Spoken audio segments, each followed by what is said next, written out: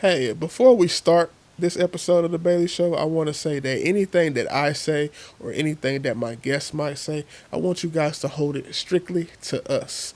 Everything that is said is on us. It is our beliefs. It is our opinions. It is what we think. Don't hold it against my sponsors because I need my sponsors to continue my podcast. So please do not hold it to them. Please continue to shop with them. Please continue to support them. Please continue to be fans of them, even if I say something that you dislike. Now let's start this damn show. Run it, C-Note.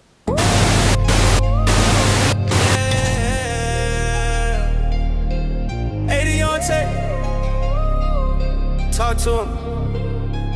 Walk in the spot, everybody tuned in. Laugh so hard, got tears on the fit. Real conversation, no cap, no script. He bring the hit inside out quick. Funny on the surface, deep when he speak. Got stars opening up every week. From pain to the jokes, from the wins to the feet. Everybody got a side on tweet.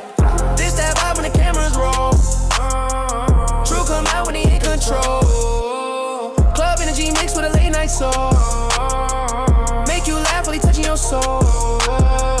If you thought you know. Nah, you don't bring the real out, but they won't.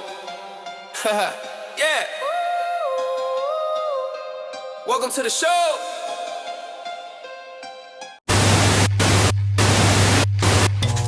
Yo, what's going on, man? It's your boy Deonte Bailey, and I'm back with another episode.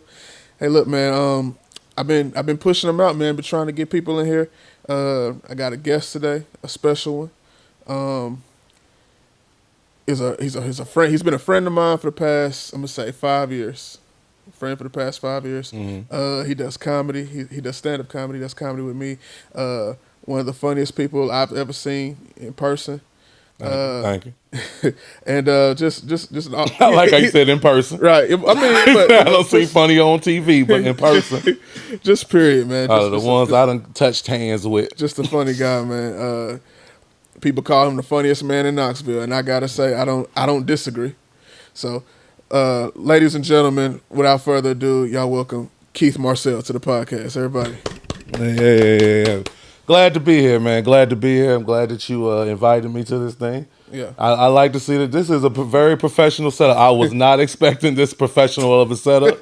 So give it up to you. And was it your engineer? Yes, sir. Your engineer C-Note. C-Note. That's the only thing that is unprofessional is the engineer's name. But everything other than that, the TVs and everything, all this, you using the AI correctly. Yeah. You got the note cards and all this stuff. Yeah. So this is good on air. I'm trying to do it big, man. Oh, this is nice. This is nice. I done did a lot of shit. Got a kindergarten class to come in and paint. I done did, you've known me for a minute, man. I done did a lot of unprofessional shit. So, Yeah. I thought, I ain't gonna lie, I thought this was gonna be one of them. But I'm glad to see that you are elevating, you are improving. Yeah. When you gave me the address, I looked at it on Google Maps. I said, this is gonna be one of them unprofessional things. And then when you led me to somebody's shed, I was like, yeah, this is definitely gonna be one of the unprofessional things. But then I walked in here and you gotta show them the setup, like for real, like one time. It's a real nice setup. I'm gonna do a little behind the scenes video, release it. Yeah. And do you rent it out for other people? I mean, I'm talking behind the camera, but like if he rents it out for other people, like you definitely need to like come here. And he does other podcasts. You can take Bailey show off there and put your logo up there. I was thinking about asking him like, how much does this cost? No, this is real nice. This is real nice. I like that you like it, man. I wanna get started with I wanna start from the beginning. A lot of people just go into, talking about the present, then go to the beginning, then come back. I want to start at the beginning because I feel like that's going to better help us, understand how you see things. Okay. Originally, you from Virginia, right? Yeah. What part? I tell people Richmond, Virginia, but I'm from Caroline County, which is 45 minutes outside of Richmond, Virginia. Okay. But, I mean, it's nothing in Caroline County, so you end up going to Richmond or any other direction where it's a bigger city anyway. Mm-hmm. So, yeah. So, all the comedy and stuff was in Richmond, so that's why I spent most of my time at.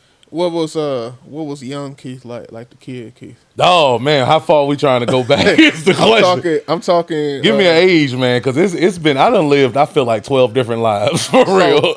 So for me, I feel like, this journey of mine that I'm on, I feel like started in 5th grade.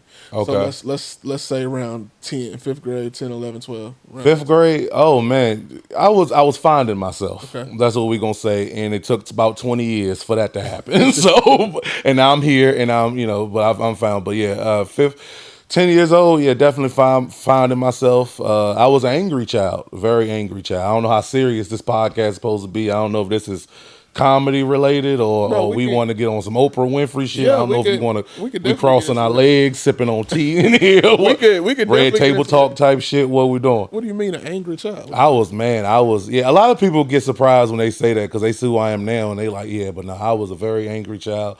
Just dealing with, the normal stuff and not knowing how to react to it, like dad not being there, mom. Right. The typical stuff that y'all done seen on Tubi before. We ain't got to go into the life story. Y'all don't watch Boys in the Hood. Y'all don't watch any Baby Boy. Y'all don't watch any movie on BET. Y'all see what was going on in the house. So, okay, so since you say that, something that we didn't see in like a Tubi movie or a BET, we didn't see therapeutic help. Mm-hmm. Did you get any type of help with the anger? I was getting help with the anger. The issue is, this is the year 2026. Right. You can get help with your anger. You can get help with your issues now. I was born in 91. Back in the 90s, early 2000s, that was shame. You was shame. Like, you couldn't talk about certain shit like that. The fuck you mean depressed? Weird motherfucker. Like, hey, this nigga crazy. Right. Everything was crazy. No, I'm anxious. What you mean you crazy? So it was a different time period. So I was getting help with it, and my mom was trying her best and getting me help with it, but like it was a stigma. It wasn't normalized yet. Yeah. So like for us to just be talking about, even right now, like this conversation couldn't happen back in the early 2000s. Was it medication that you took? I did take medication at one time. Did not like it. I did not like it because every time I took the medication, it just immediately made me feel sleepy when I got angry. So like if I got angry, I would feel myself getting dry. I remember one time me and my mom getting into it and me being up there and literally falling asleep. And me telling her like, no, when I wake up, we gonna argue again. I ain't gonna forget. But every single time, I don't know what it was. It was the real stuff. The stuff they got y'all on now, I don't know. They had us on like horse tranquilizers or whatever it was. But whatever it was, whenever I got too angry, I would just fall asleep. So. And that's still in my bloodstream. I'm kind of like that now. That's why I worked on myself, because I try to be like real chill. Because if I get too angry, I just fall asleep. Was it like melatonin or it was real? No, it was real. It was some shit with a Z and an X in it. I don't know. It was some shit, hard to pronounce stuff that we're gonna have to get a trained professional in here to get us to learn how to pronounce it. But yeah, it was some real stuff. When did you discover humor? Like when was? Oh, I was funny. I was angry and funny. It wasn't just I was just angry. I was telling jokes and right. And that was a problem too. People would laugh at it at first until niggas start throwing shit, and I was like, okay, now it ain't funny no more. This is actually good though, because it's making me learn about you a little bit more. So when did the anger start to fade? Oh man, the anger's still there. It's still there. I've just learned how to control myself a lot more. But like, as far as the person I was back when I was 10, and I say the anger started to fade around 27. That's when I really started to like. I'm dead serious. Like it took me a while. It took me a few relationships. It took me one day. I remember a girl telling me I was with. And my anger issues was causing problems in relationships, was always mad. And I remember her telling me, like, do you not see a common denominator? Like, all your relationships follow it. Like, she really broke this shit down to me. She's like, I'm leaving you. I'm leaving you. But you got to look. At least she was trying. It was love, though. Right. I was going to say, at least you're doing that. Yeah, it was love behind it. She was like, all your relationships follow a certain pattern. You got to break this cycle because, you're a good person. You just angry. Right. Like that. Nobody trying to deal with that. So around 27. It was about like a 17-year journey. I was gonna say, so with you learned how you was learning to control it and stuff like that. The anger, the anger's still there. So okay, I guess the question I'm trying to ask was, how safe am I?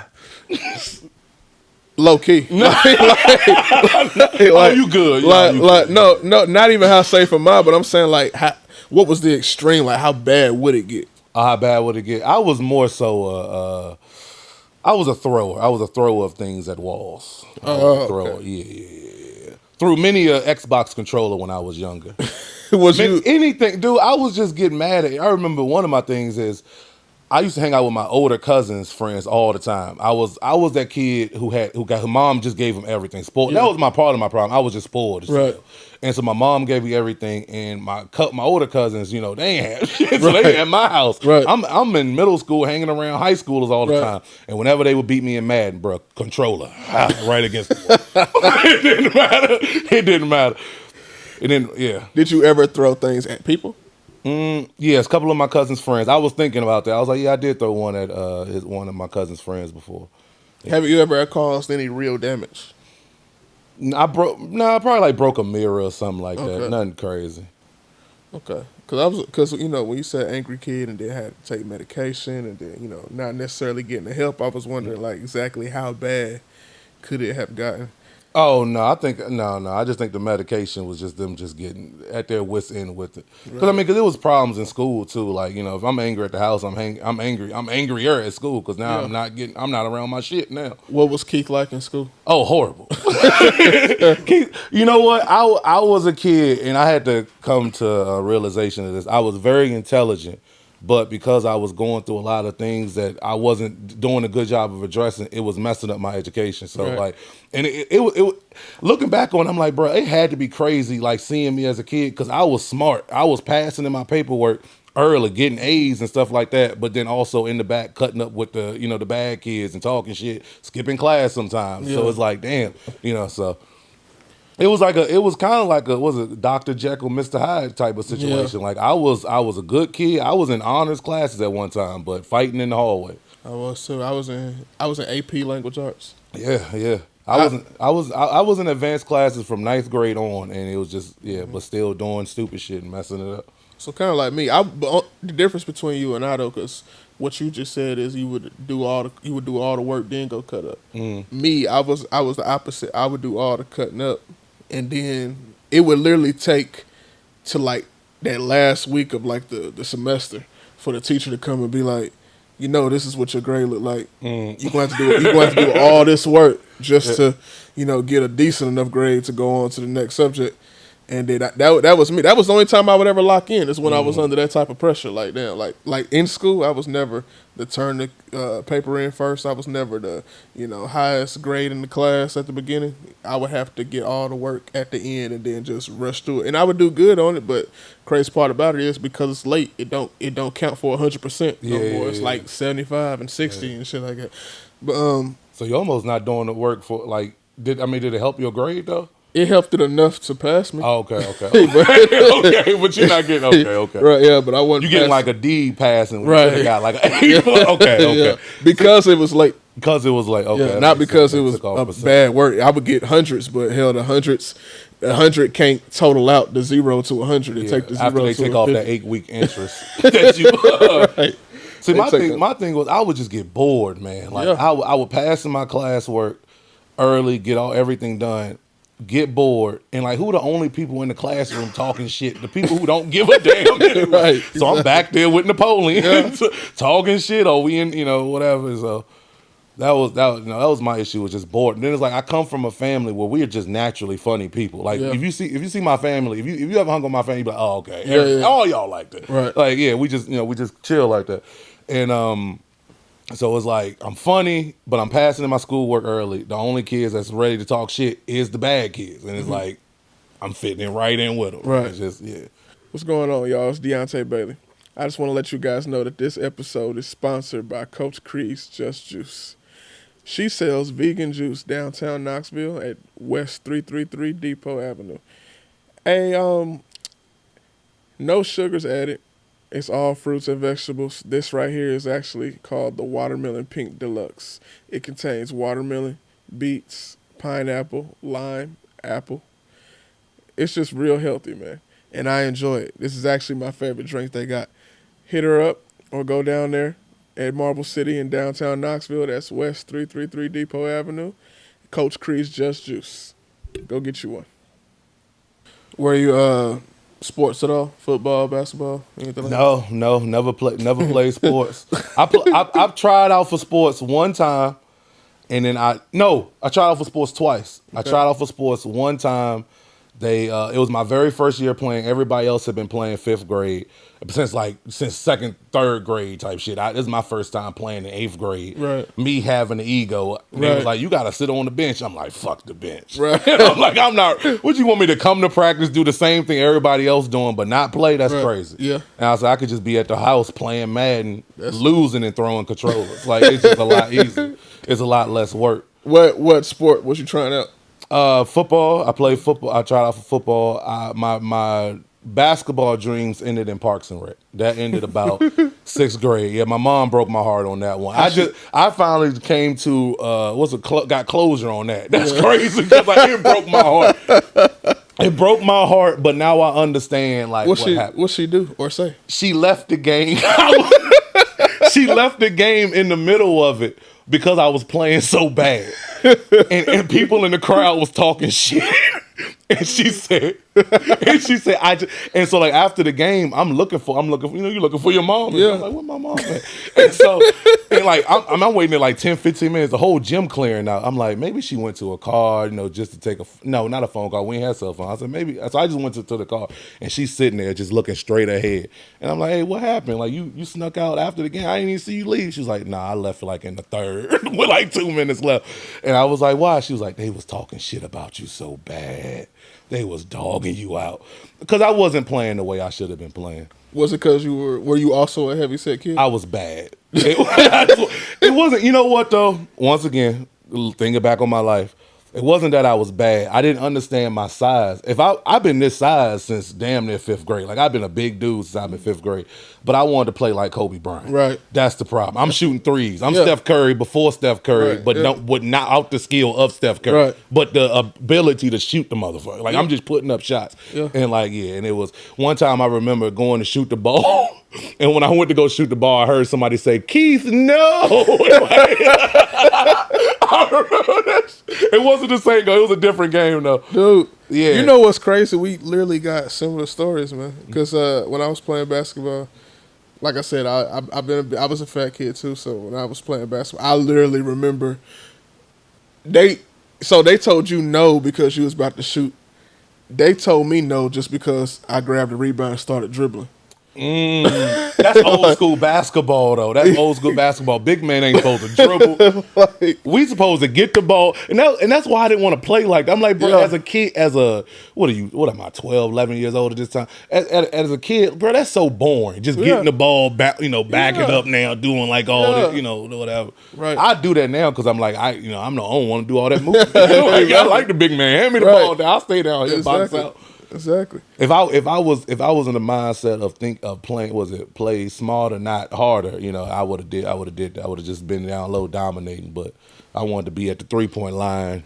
By the time I got to high school to play basketball, the times of the traditional big man was done. Like Boogie was on his journey of no longer being a great player. DeAndre Jordan was non-existent again, and then Andre Drummond. Those were the three big men that were traditional. When I was coming up in high school, you had Joel Embiid, and then Nikola Jokic was starting to, make a little noise, and then, you got Anthony Davis, all these big all men of them shooting threes, doing all these things, and it's bro, why can't I do that? Yeah. But my coach didn't want to do that. He, I remember in halftime of one game, he told me. He said, "You will never." He said, "No, listen." He looked at me. He said, and it's not. It's You will never. Just the way he's starting off, you know it's about to be some bullshit. And it's not like he didn't say you will never be this or that. He was basically you will never see the floor again if you do that shit you did in the first half. And I'm like, hey, you're I even do that. He was he said, he told me, I done told you many times, you not Kyrie Irving. I ain't gonna lie, I thought I was Kyrie because I had a little bit of a handle. For a big dude, I had a handle. Yeah. So like I really thought I was Kyrie Irving. I would always practice to finishes, all type of shit. So like practice a whole bunch of stuff he don't want you to do. Exactly. You doing a whole bunch of this in the gym. He wants you to do a whole bunch of this. Right. Yeah. He was so I mean he ended up not letting me play for the rest of the season, but but like, that's what ended my hoop dreams. And then football it was. Yeah, because he didn't want me to play anyway. Even when I came to tryouts, he was calling the football coach, telling him that I was there. Oh shit! Like snitching on me and shit like that. Like you got one of your football players down there. He's hurting my players. He's scared. He's intimidating them, and he think he Kyrie Irving. So you say you did sports. Were you a class clown? Yeah. Did you get the superlative of class clown? What, like in the yearbook? Yeah. Well, I just chose to stay home my last year. Like they gave me the option. I got hooked on alternative school, like where you could just go to school but not really go to school. Like they would just bring your work to you. Yeah. But when they bring your work to you, they don't let you walk with everybody else. Right. I did not know that. If I would have known that, I would have that would have been a trespassing charge. They said you can't walk with the other kids, and I didn't know that. So I got my degree. It's somewhere. I've used it on a couple job applications. They need every time I try to get a new job. I gotta be like, "What the fuck, my high school diploma at? Man. I'm gonna need it." I keep mine in my auntie room. That's how I know I ain't never gonna lose it. It's in my auntie room. She keep track of stuff. She still got stuff from like the 70s. Oh damn! And she knows exactly where it's at. That's the crazy part. Like she get her house, like her room especially, looks like a hoarder's room. But if you ask her where the simplest shit at, she can take you right to it. That's what's crazy about her. She got her own little organizational. Yeah, she know where everything is. Shit she ain't seen. And then the crazy part that be tripping me out, it's some shit that like she ain't used in forever. I go and borrow it. As soon as I borrow it, have you seen my such and such? I'm like, you ain't thought about that shit in 25 years. Yeah, and all of a sudden I get it. That's an older woman thing. Man, I remember my grandma used to, like, when she used to fall asleep, like watching TV, and you'll turn the TV done changed for 10, 15 minutes. All of a sudden she'll wake up. I was watching that. Like, no, I was watching Judge Mathis. Well, divorce court on now. So they done switched the whole program on. You don't even know it. Right, it's a different judge up there. That's just old, yeah. So I did get the superlative. I got class clown in 5th grade. I got class clown in 8th grade. And I got most witty my senior year. Okay. They didn't have a class clown. I don't know why, but I guess that's what that was. They matured the title a little bit, yeah. I mean, I definitely was the class clown though. Yeah. Like I was definitely blamed for most of the class disruptions. Yeah. Like dead serious. Like I remember it was one period, I think was it 6th, 7th grade? Yeah. It was so bad. Bruh, we had, if that school was in Richmond, Virginia, I'm pretty sure I would have been in class with like 5, 7 comedians. Like we was in that joint going back and forth to the point where the teacher would be like, "Hey, look, y'all funny as hell." Like the teacher, like I'm talking, dude, it got so bad. But we were good though. Like we were very funny. Where the teacher was like, "Look, I'll give y'all 5 minutes in front of the class to just talk shit. And I won't say nothing." Yeah. And of course, us being us, we was like, we don't want to do that. Like, oh, you mean you gonna tell us, you gonna give us time, then we gonna shut up the rest of the class. No, yeah. We're gonna get these zingers in all 30 minutes. You need the full 90 minutes of this. It's a special. We're filming a special. Don't you know? We're doing a podcast before we knew what a podcast was. What? How soon after high school did you get into stand-up comedy? 5 years. I think I got in when I was 23. I mean, I've been wanting to get into it. I just didn't know how. Like, being from a small town, it's almost like, well, no, because Seymour too close. But imagine if I'm in Gatlinburg or Pigeon Forge or somewhere like that. Until I get to Knoxville, I can't do stand-up comedy, type stuff. So I've been wanting to do it since, I remember, like, my very first, I wasn't watching Comic View in like middle school, like way before I should have. But I remember like writing my first joke when I was in high school. It was about Kobe Bryant. It was a real bad joke. I remember it was something about a scandal. I did that too. It was real dumb, real immature. But so I've been one to. But the first time I stepped on stage was 23. Was like, so that's 5 years after. Okay. So when you was watching Comic View and stuff like that, do you remember the comedian you was watching that kind of made you decide this is what you want to do? I can't tell you that exact comedian, but I can tell you one I remember from Comic View. So that's probably somebody who's like, and honestly, somebody who is a big, like, I guess my very first influence really was Rodman. I don't know if Okay. you, dude, just the way his style of just rambling, like it's almost like he's just rambling, like it's a run-on sentence with no periods, no punctuation, nothing. It's like, what the fuck are you talking about? But it makes sense. Like it. He won Last Comic Stand, didn't he? Yeah. Very, very funny dude. Yeah. So I don't know if that Rodman. was like the comedian that made me want to do it, but like that was the first one I remember being very inspired by. Was him. He been out that long? I thought he had stopped doing comedy. 'Cause, Yeah. like, he's still doing comedy. Yeah, he's been out. Yeah, he had to be touching 30, 40 years. I've seen some stuff with him on YouTube from the 90s, so he's been doing it for a while. Yeah.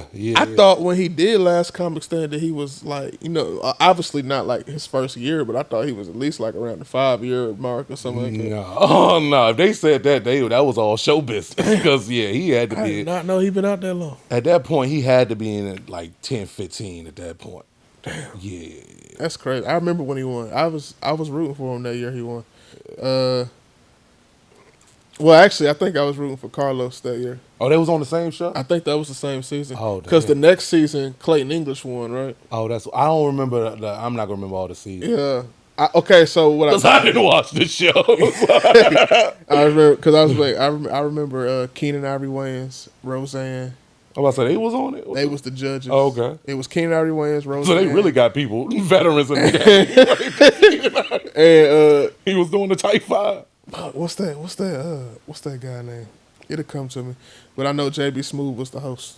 Okay. Yeah, when Rodman won. I was watching him when he was on the same season with Carlos probably the season before him. Or after him. Because I know he was on the same Rodman was on that season with Dominique. She was on that one. Okay, that's another one that's been out for a while. Yeah. She hilarious. Yeah. I've seen her live a few times. Yeah, I saw her in Memphis. She's a monster. What's so you get into comedy 5 years after high school. Mm-hmm. Do you remember how good? Do you remember like how long it took for you to actually feel like, okay, I got something. Like I at least got 5 minutes. Oh, at least okay. I'm about to at least got 5 minutes. That probably took a while because you don't really realize how long. 5 minutes in comedy when you first start is so long. Yeah. So like I was decent, like I was getting laughs, but to have a 5 minute set, like if I had a 5 minute set for like the first 3-4 months, 3 minutes 30 seconds, it's golden. But I'm floundering the last minute 30. I'm going into, so what y'all do for a living? Right. So what y'all want to talk about after the get, so probably a solid 5, I'll say probably like 6 months in. Okay.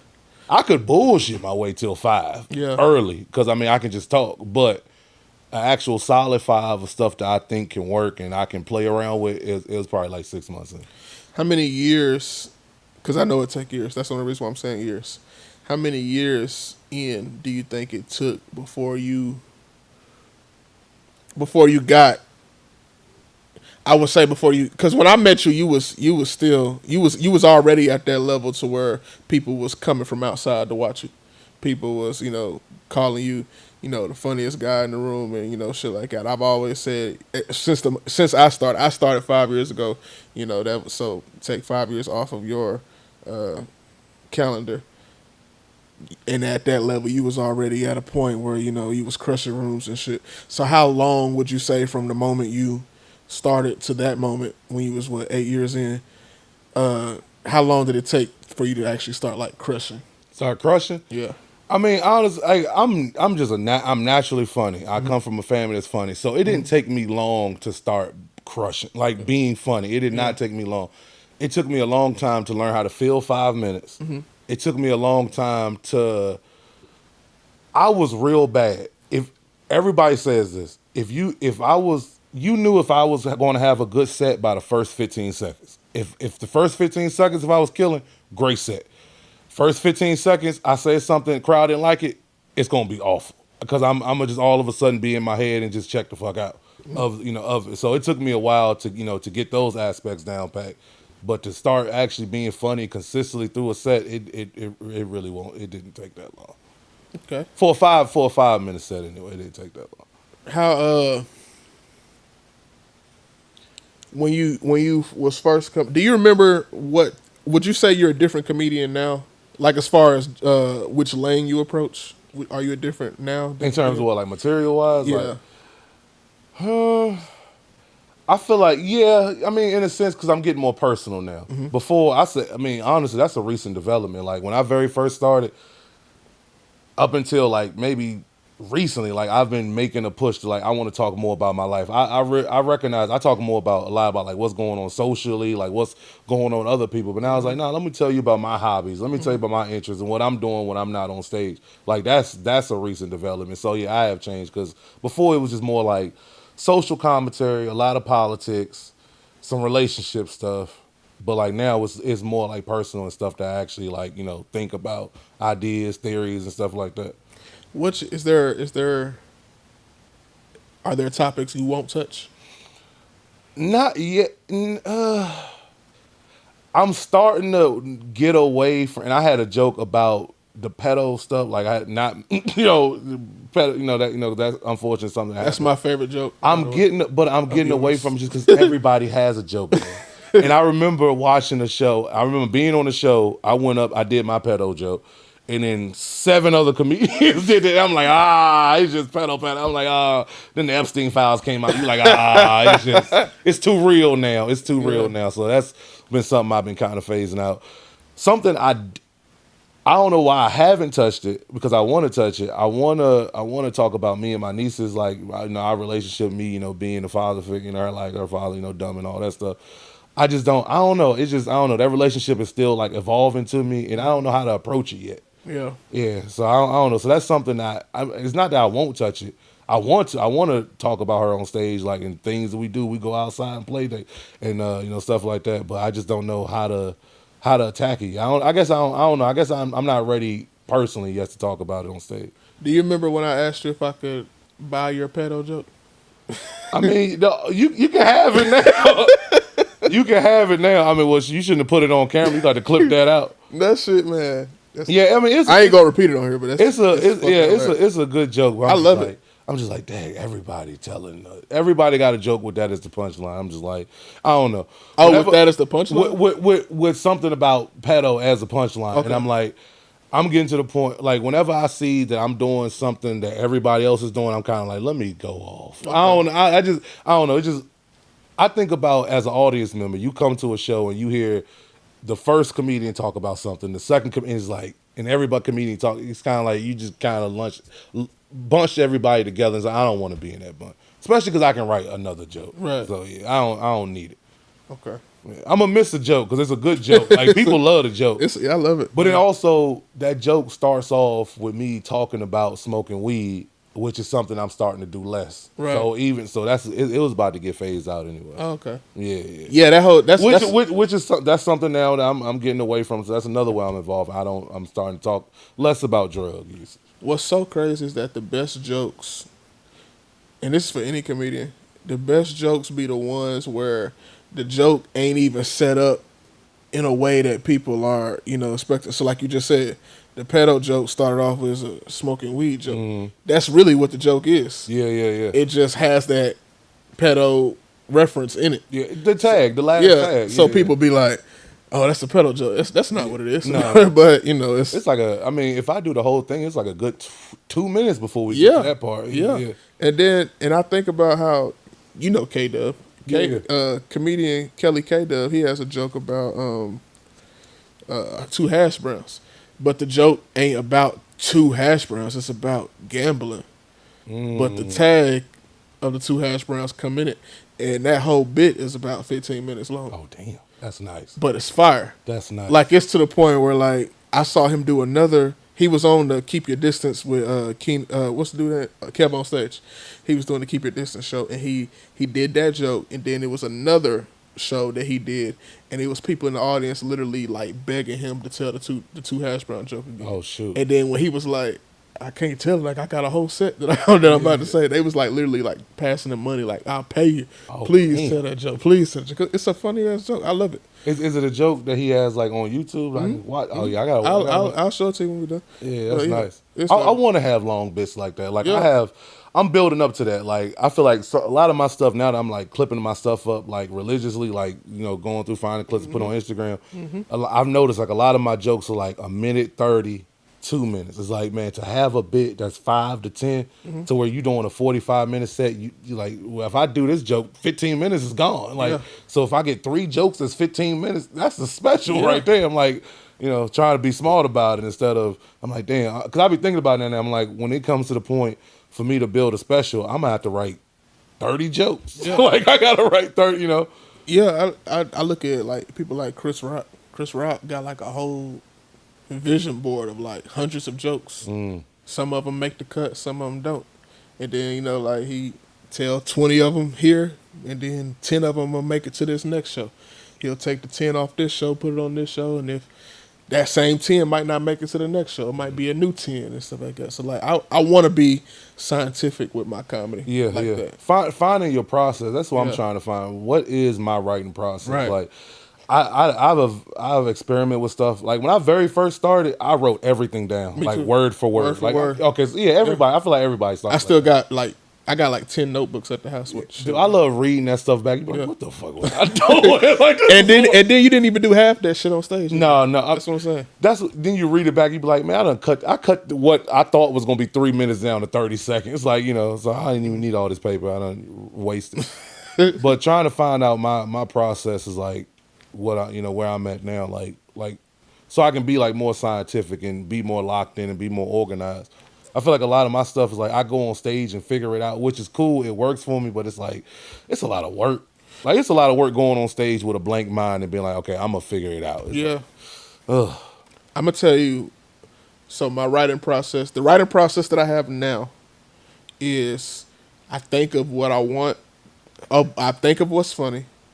And it can hit me at any point in the day.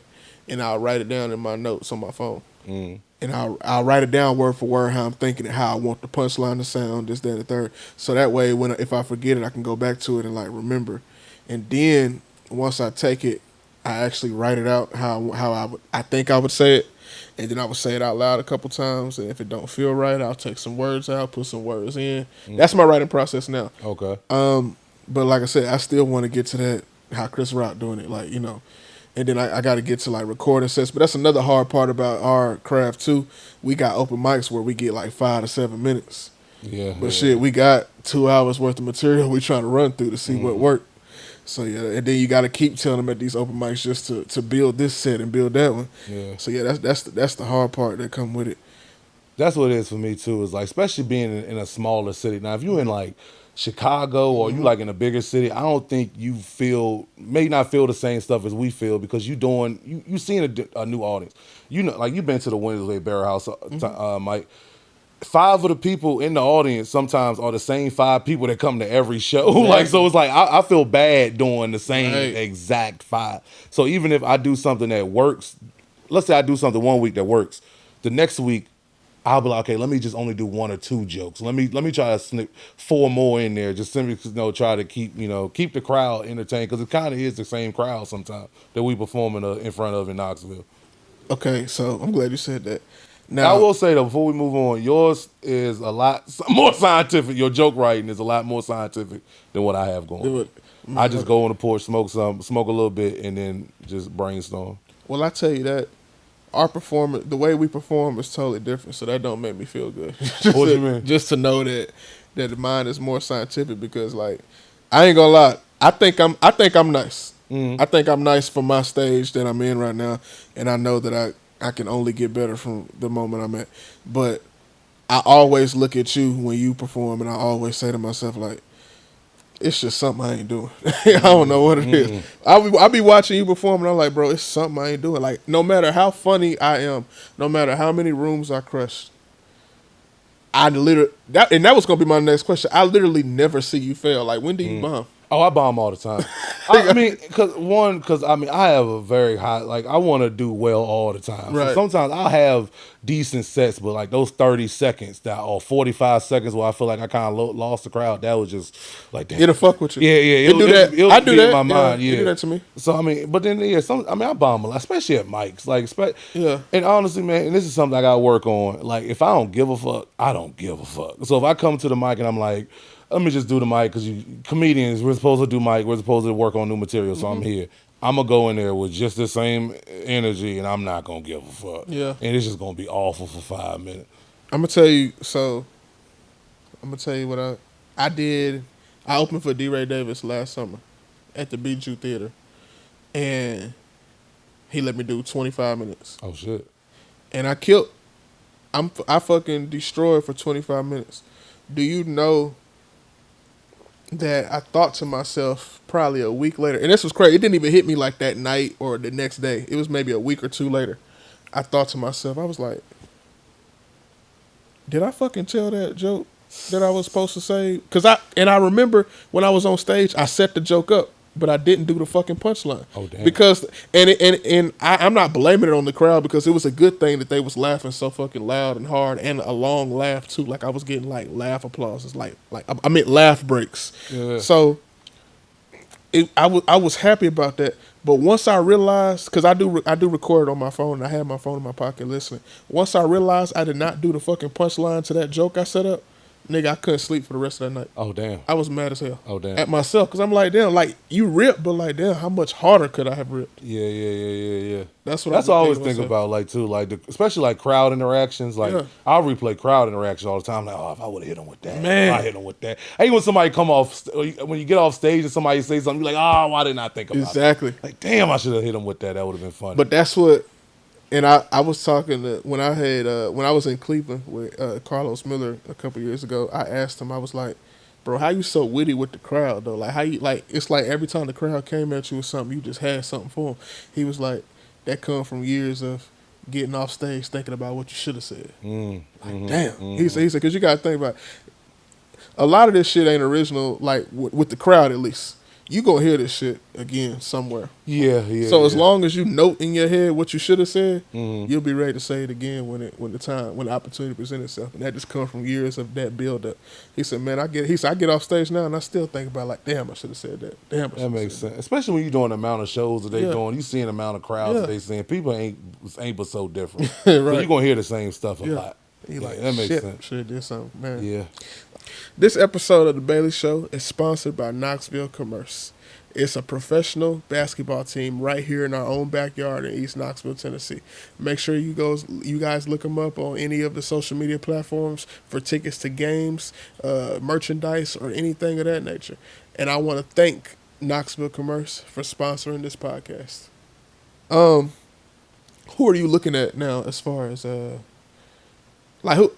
and it could be, underground comic, it could be mainstream comic, it could be, anybody. Who are you looking at now that's inspiring you, that's making you pick that pen up and write? Somebody that always inspired me whenever he drops a special is Earthquake. Okay. That was like, if Rodman was my first one, Earthquake was my second one. That was like my biggest, my bigger influence than Rodman. Like, cause just the way that he tells jokes and really the way he tagged the hell out of jokes. Like his very first special, if you haven't seen it, about goddamn time. Yeah. Dude, he like his jokes, he'll put 7 tags behind the punchline. I'm like, bro, like normally it's like set up punchline tag, maybe in 2-3 tags, but him is back. I'm like, oh man, you relentless. Yeah. Like, yeah. So him, I'm trying to figure out who else. I don't get to watch as much comedy as I would like to. Not because I'm one of those people that's like, oh, I don't like to watch comedy because I don't want to steal nothing, or I don't want to subconsciously, steal something without thinking about it. Right. That's really never been a problem to me. Normally, like when I do watch a comedy special, I get inspired. I'm like, oh, he talked about this. Okay, cool. But maybe, if he would have talked about this, or maybe I got something that's kind of similar that it'll make you think about something in your life. So I don't get to watch as much comedy as I like. I do enjoy like doing shows with like legit headliners and watching them. So I have more like underground people just because I've done shows with them. Yeah. Like somebody from Atlanta, I know you probably know him, Deonte Quitman, I think is his last name. Probably. Dude, like every single time I see him on stage, like Tyler Monger, in Nashville, Tyler I do Munger. shows with him all the time. I'm trying to think. Will Foskey, who was he on the Tonight Show? I think he may have did a Tonight Show recently. Like he's a crazy joke writer. So like really people I just do shows with her, like, and especially if you crushing like on a regular basis. Lauren Knight. Every time I do a show with Lauren Knight, like shout out to Lauren Knight. Lauren Knight makes me understand. Like, damn, you can really say what the fuck you want to say when you on this stage. Because sometimes she be saying, I'm like, oh shit, she a dog. Yeah, like the way she, beast, she's real creative on stage. So really, just anybody I do shows with that crushes. Yeah. So anybody in this area that I see all the time, Drew Morgan, see him all the time crushing. I used to love doing shows with, haven't done a show with him in a while. He done moved on, to another stage of his career. Nick Murphy. Used to love doing shows with him. Just just another person you like, oh damn, you can do that on stage? Okay. Me and Amanda did his 2-minute mic in Atlanta. He used to have. I didn't know that. I didn't know he had a mic. He had a mic in Atlanta that you literally only get 2 minutes on stage. He called it the lightning something, I think. Oh shit. Yeah. She ripped. I bombed like a motherfucker that night. I bombed like 2 minutes. Like, damn. Yeah, that's tough. I bombed, man. In front of LeVar Walker too. I was sad about that. He actually walked out on my set. Oh damn. Yeah. Damn, that's tough. But he texted me and told me he had to go somewhere. Okay, that's cool. Even though I know the real. I know the real. You know what the fuck was going on. Yeah. Nigga was like, yeah, it's a perfect time to give me a joint. On that note, I gotta use the bathroom. Them niggas inspired me too though. LeVar Walker, definitely. Lauren Knight for sure. Like Carlos Miller. Miller. We talked about him earlier. K-Dub, man, he got a pin on him, man. Chris Jones, fucking goddamn Ronnie Jordan. He was a bigger guy and lost weight. Okay, he still is big. He's still okay. Yeah. Okay, I thought he lost weight. Yeah, Ronnie Jordan, Tyler Chronicles. All good. Clayton English, all those guys. Oh yeah, I keep forgetting. Yeah, Clayton English. Yeah, all those guys down there, man. And then like the Main Street guy. I you know something. A lot of people are really on Ali Sadiq right now.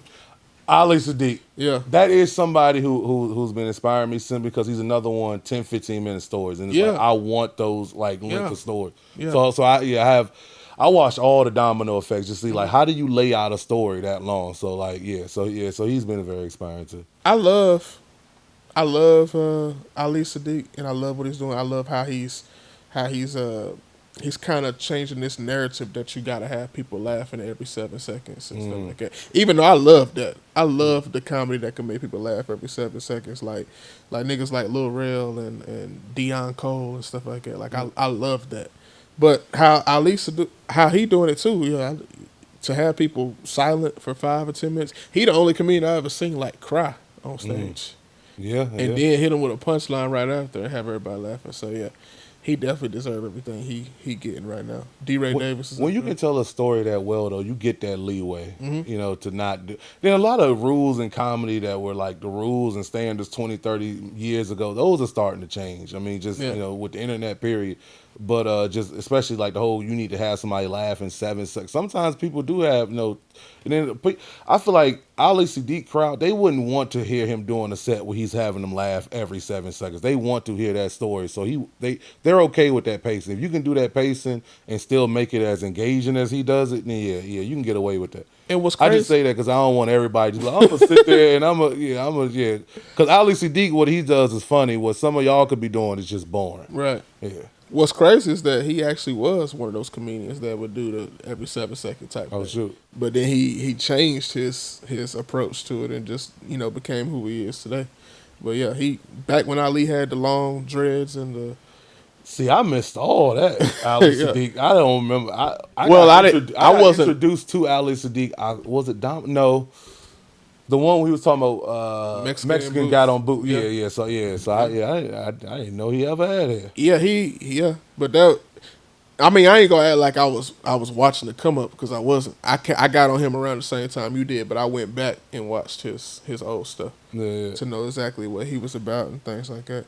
Hey, have you ever got to see a comedian's whole come up, like see them before they blew up and like really follow their career early before they hit that next step? I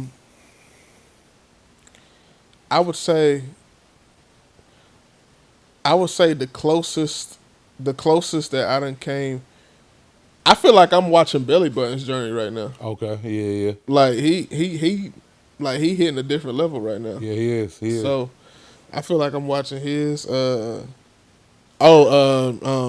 Daniel Delano from Atlanta. Okay. He was just on the Funny AF show with Kevin Hart. Yeah, your boy Winston Hodges was on Yeah, that yeah, too. yeah. He was on it. Shout out Winston. Yeah, shout out to both of those guys. The guy that it was another guy that was on there that I knew. That I know. The lady, Corey Bell, and my cousin Tierra. They're from Chicago. I kind of watched that come up. I'm trying to think. I don't know if I really seen it. Are we talking personal? I mean, anybody, somebody you've seen like personally. Somebody That's the else. beautiful thing about being around so many comedians, especially at this stage. I'm getting to see like a lot of people's like career go up. Zach Townsend in Nashville, that was somebody who I saw when he was not first starting out, but like still doing bar shows, but now he's doing bigger shows. I would say Amber Archery. Yeah, I was gonna say her. That was crazy, because like really doing like shows where it's like 10. I done did a show where it was like 30 people. Yeah. Like now to see her selling out the Bijou, that's like I literally was that 4 nights, 3 nights, 2, 3 nights. Like that's crazy. Like, I used to do mics with her. That's what Yeah, I'm yeah, saying. yeah. So, So, like, yeah, that's insane. So to watch her, that I forgot about her. Yeah. And Cam Patterson. I used to follow Cam back when he was still doing comedy in Orlando. Oh damn. Yeah. Then I saw him go to Austin. And then, I seen him become like a regular at Austin, Texas. I mean, at Kill Tony. Now he on Saturday Night Live. So Yeah, like, okay, that's crazy. Yeah, so that's it. But like, when only reason why I was following him when he was in Orlando, I was following anybody that had comedian in their name. Like I was trying to find everybody that was doing comedy. I want to ask you this question because I just want to see exactly where your humbleness lies. Okay. When you hear people introduce you as like the funniest man in Knoxville, what does that do to you? Like how does that make you feel? Nothing. Nothing. No, I mean, Knoxville's such a small city, Right. and like I'm cool with it. I'm happy. I mean, I feel like I may be, I feel like I put the work in on stage. The product is on stage is good. Yeah. But Knoxville is such a small scene. And then honestly, like I think that's only by technicality, because really I would say Drew Morgan, because he's Knoxville technically, right? Okay. He's kind of higher up, but he be in Knoxville a lot. Yeah. But as far as like local, I guess I am, but I don't know. If it was a bigger scene, maybe, but I don't know. I try to be humble anyway. Yeah. Because like I said, I don't, because it's not ever like a slap in the face when I'm in the room and somebody say, "Oh, the funniest man in Knoxville," and then they say Keith. That don't really do nothing to me. Like I told you a few moments ago, I feel like I'm nice. I feel like, and this is humbly speaking, because we actually do got some killers in the Knox comedy scene. Yeah. I mean, we got a lot of bullshit, but we got a lot of, like with you and Andrew and people. I ain't gonna name too many, but so we got a collective group, and I feel like and I'm like this with literally anybody. Like you could be fucking Dave Chappelle, I would still feel like I can follow you. Yeah. Like You should though. I've never been a comedian that was like, oh, I can't follow this guy. This guy's amazing. Like, yeah, this guy's great. But I seen a quote, and I want to say maybe it came from Carlos, because I think he had like something like on his Instagram or something like that. It was like, you don't become a headliner because nobody can follow you. You become a headliner because you can follow anybody. That's deep. And that's how I feel about myself. And I really, like I said, Dave Chappelle can literally come off stage after doing 3 hours, like they be saying he do at the comic strip and stuff like that. I will still get on stage as if he was never there. And I don't know who's more talented, him or the audience. that's an insane thing to do, to sit through a 3-hour show. Yeah. I mean, he has skill, but they have talent. Especially that is something. Especially when Corey Holcomb been saying like it ain't really been. It's not 3 hours of straight heat, which I believe. I mean, you threw it 3 Because hours. 3 hours. Yeah, I mean, there's a little talking in there. Yeah. I mean, he's also a very intellectual person, so Yeah. he's putting some education in there too. Yeah, but to sit still for 3 hours, that is insane for anybody other than Jesus. Yeah. Even him is like, Lord, come on now. Come on now, give us the fish. Give us the fish. I'm trying to go home. But before we get off of that, Okay. I feel like if you're a good comedian, though, you can follow anybody. I feel like, to me, it's easier to follow somebody who just crushed than somebody who just bombed. Yeah. Somebody who just bombed, you got to go up there and reset the room. Yeah. You got to, hey, I'm not like him. I'm somebody different. Yeah. You know, but somebody who crushes, like, I feel like the crowd's like, oh, okay, there's some good comedians on this show. Who's next? And then you just got to go in there and slide in there. Yeah. If you're not good, of course you're going to drown because the wave too high for you. Mm-hmm. What was the first comedy club, like, not even comedy club, what was the first booked show at a comedy club have you done? First book show at a comedy club? That's a better question, yeah. First book show at a comedy club had to be Richmond Funny Bone. That was the one. Yeah. Who was you booked for on that? It was like a local showcase. And I also did I used to do the Clash of the Comics a lot there too, like the amateur comedy competition. I didn't do a lot of book shows at the Richmond Funny Bone before I moved. I think I only did maybe one or two. That's exactly what I was about to ask. I said, how many? Okay. I was with being angry, I was also a lot more shy. And so when you get in comedy clubs, man, part of it, you just got to be there. You just got to be there, hang out, talk to people. And that was something that I was very, very much an introvert. Yeah. I was an introverted extrovert because I really liked talking to people. It was just a shyness. So so I would just sleek into my own little corner, be on my phone and stuff like that. But that isn't how you get booked in comedy. You got to talk to people. Yeah, literally, you got to. I mean, that's what it is. That's the one thing I hate doing. Do you know that's like the reason why I pass out flyers the way I pass out flyers? I'll literally wait till nobody's around and just put them on people's windows of their car. Shit. Like my auntie asks me all the time, why you don't just go up to people and pass out flyers? First off, I don't like talking to people. That's one. Oh, okay. Secondly, I don't know if I'm mature enough to handle that rejection. Yeah, that's strong. Especially, man, if you hand somebody a flyer straight up, you're going to get so many straight. I mean, because you're going to meet so many people who don't even like comedy. Yeah. You may not, so... Yeah. So many people might just pass. People be rude too nowadays. Yeah. They don't just be straight up, nah, I'm good. It be, let me pull my phone out. Look at this motherfucker trying to get people to the comedy show. Hashtag niggas got dreams. so, my lady said she handed somebody one of my show flyers and they just like dropped it on the ground. Oh, damn. And we wasn't in the same area. I was on one side of the parking lot. She was on the whole other side. And I was damn. I said, see, if I can't see nothing like that. Yeah, that's tough. That's going to piss me off. That's tough. They say the best people who get trained, who have training on that is Jehovah's Witnesses. They said, no, I know 2-3 comedians who grew up in Jehovah's Witnesses and as soon as they started comedy, I'm talking within a year or two, they were all, because they were so good at network, they didn't have that fear of rejection. You just don't care because you get doors slammed in you all the time. You're trying to pass out that wash towel. 7 o'clock. I done slammed the door on some Dude, I think the craziest one was I was in school and one of my classmates, and it was a cute girl too. Came to my door, Jehovah's Witness, and my mom, and I opened the door for him because I was oh shit, that's location. and my mom yelled down from upstairs, who the hell is that? Shut that damn door. I was like, oh, mama. Could have been my girlfriend. I could have joined the church or something. Could have met Michael Jackson. What would you say? So the first time you got booked to do a show at a comedy club for a major headliner, where was that at? That probably was, honestly, my first major headliner probably was a Don't Tell. Okay. Probably was a Don't Tell, and I believe it was, trying to figure out who was it. It was a Knoxville Don't Tell? I believe it was a Knoxville Don't Tell. You was performing at Zany's before you did Knoxville Don't Tell. Right? Okay. Yeah. Dude from Wildin' Out, Burpee. That was probably that was my first. The Nashville, that was kind of a rough spot in my life at that time, so I got burnt that out.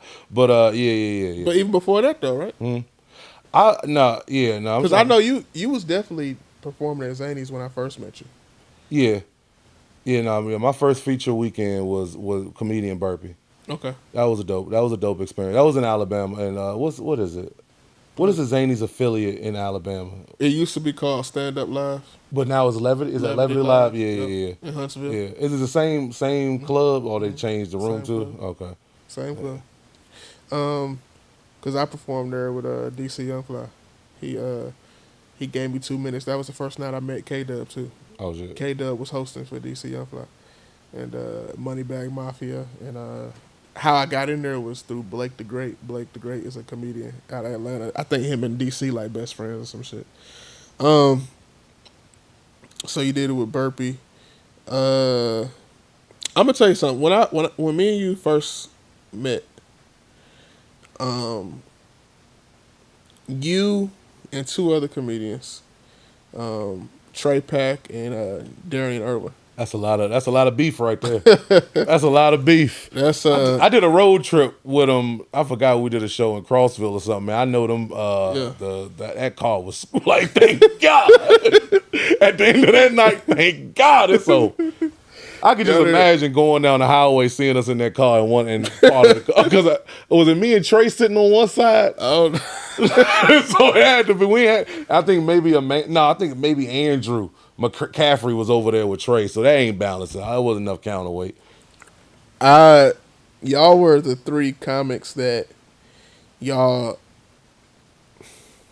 I don't know. Okay, so I'll put it like this. When I first started, I took pride in not doing the same 5 minutes every mic. Mm-hmm. I wanted to do a different set that's what I thought comedy was at first. I didn't know about the repetition. You guys taught me more so them than you, because I would at least see you do 2 or 3 different sets. Mm-hmm. I would see them do the same exact 5 minutes every mic, every night. No matter who was in the audience, empty, full, same people, different people, just the same one. And I used to not understand that. I do now, but I used to not understand that. And I know y'all all treated me like the rookie. Y'all was all mean spirited. I mean, I guess that time you were the rookie. Yeah, but that time you were the rookie. More so them than you though. Okay. So like, I got into it with them a couple times. So it's all good now. But you've always been at the same time critical but supportive at the same time. So like, I remember you put me on my first book show.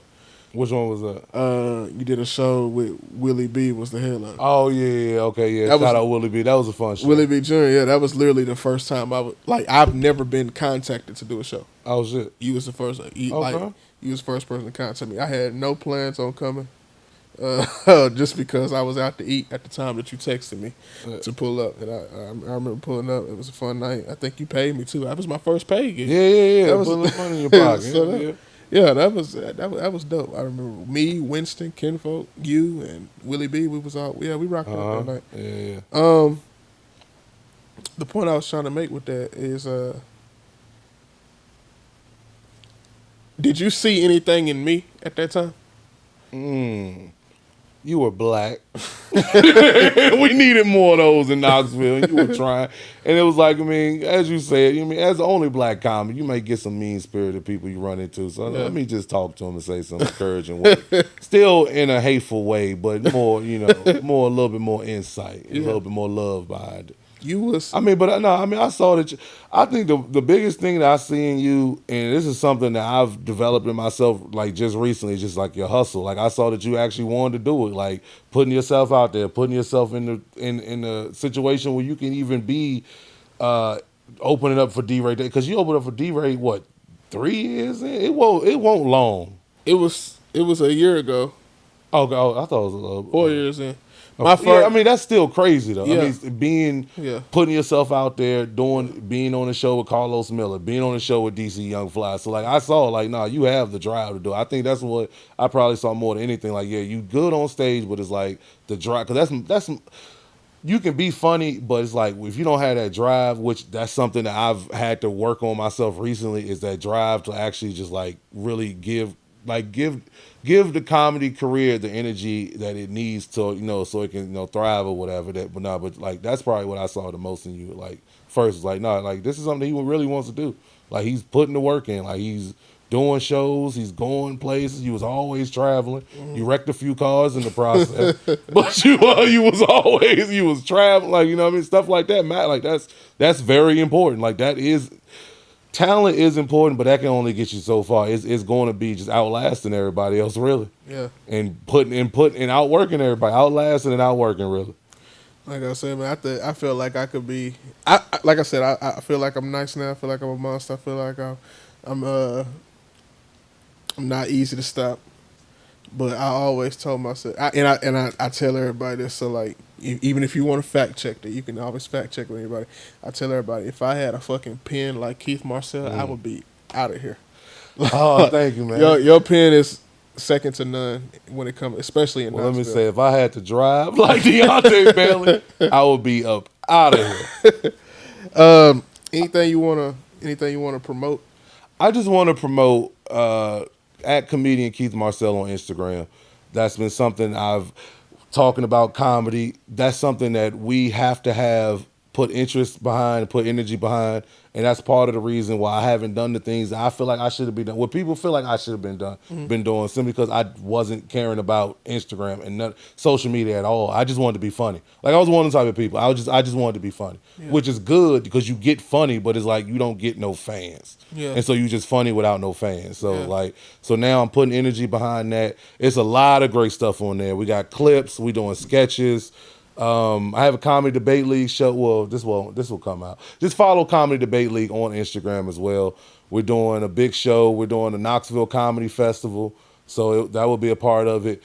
We're working on a show with somebody who's running for Congress, Michaela Barnett.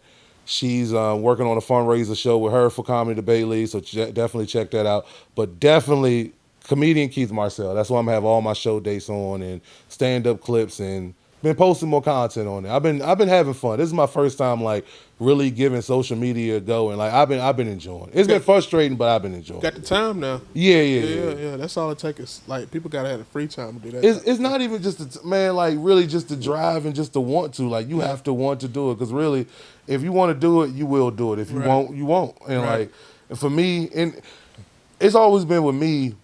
I love comedy, and people were telling me I was good at comedy, but comedy's such a risk. And I'm also a truck driver. Like, I own a trucking company now, which he's talking about I have more time because I'm able to hire people. And like, truck driving is concrete.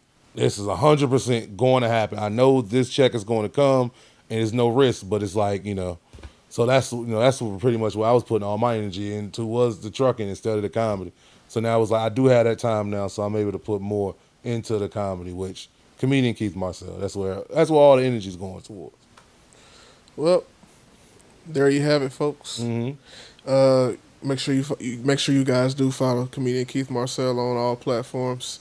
I do want to thank you guys for watching this episode. Let me give this disclaimer real quick, just in case we say anything that anybody disagree with or feel offended by. I don't think so. I don't know. I was gonna say at the beginning, but then I don't think nobody's gonna come out and say I wasn't an angry child when I was younger. Then I was like, I don't know. Maybe I don't need to say it right now. So let me. I heard some stories about me chasing people around trying to bite them. I was a biting kid. This episode is sponsored by Coach Cree's Just Juice in downtown Knoxville in Marble City, West 333 Depot Avenue. Make sure y'all go down there and check it out if you want fresh juice smoothies.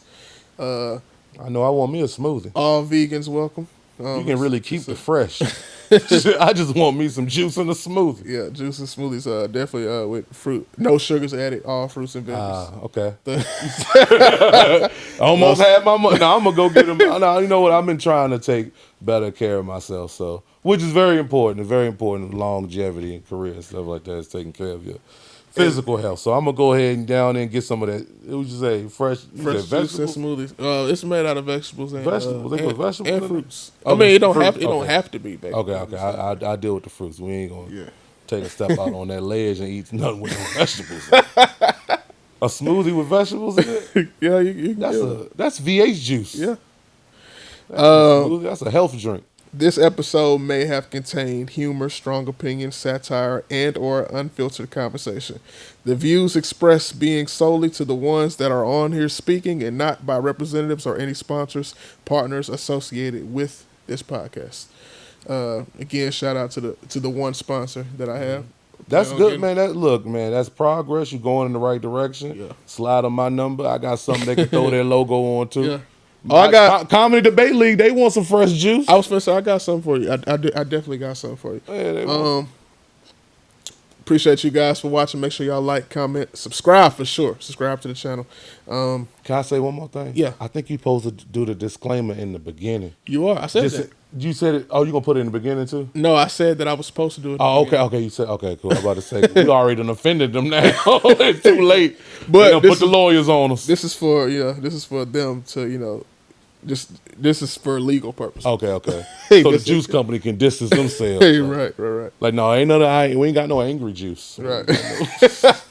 All our juice, they know how to be in the post. They stay in the post. Our big men, they don't be dribbling. I appreciate you for coming. Hey, thank you for having me on, man. It was a fun conversation.